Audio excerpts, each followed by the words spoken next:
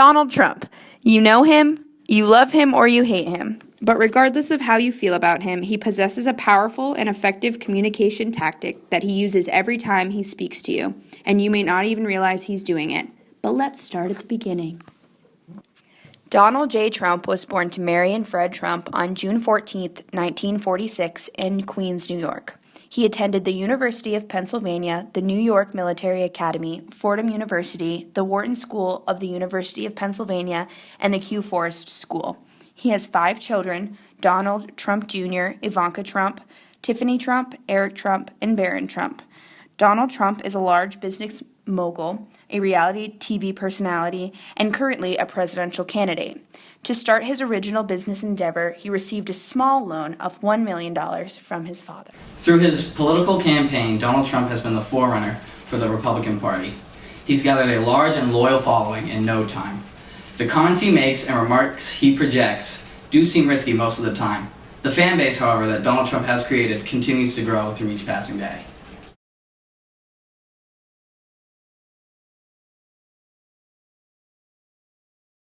I would say he's incompetent, but I don't want to do that because that's not nice.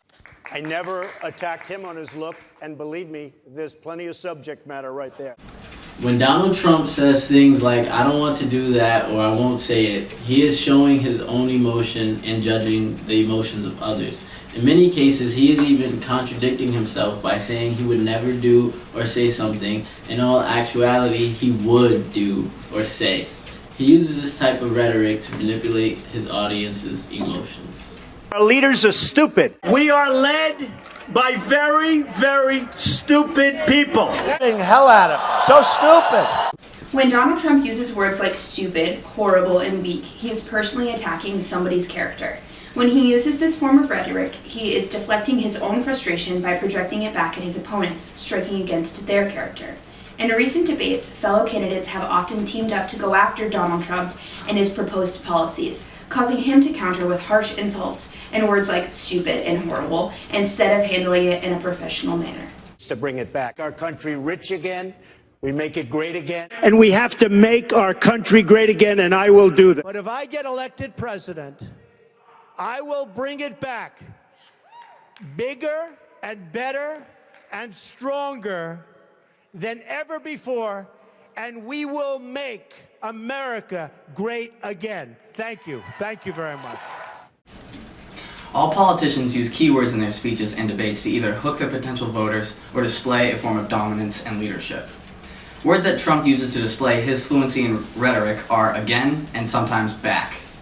For example, Trump's catchphrase, "Make America Great Again," he uses the word again to tell the audience that we need to go back to the old America we once had, before we collected the debt and before we let illegal immigrants into the U.S. By reminding Americans of this time in our country's history, he is appealing to their senses of logic. He reminds them of the time where things may have been perceived as better, and he promises to return them to that time.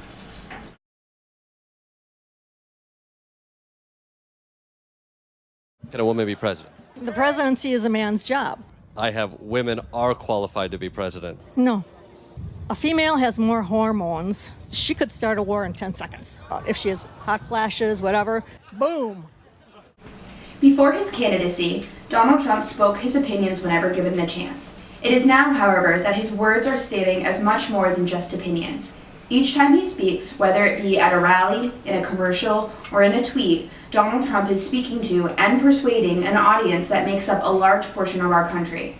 He has manipulated and rallied a following of people whose belief and value sets are based on his somewhat skewed views of our country and its politics. It's an American ideal that we treat women with respect. You got to give me the back of that shirt one more time. That's too much fun. Trump that bitch! We don't even see the irony in it. I love it. It is clear by these examples that Donald Trump possesses rhetorical strength. His ability to convince and persuade his audience has earned him a place in the race for presidency.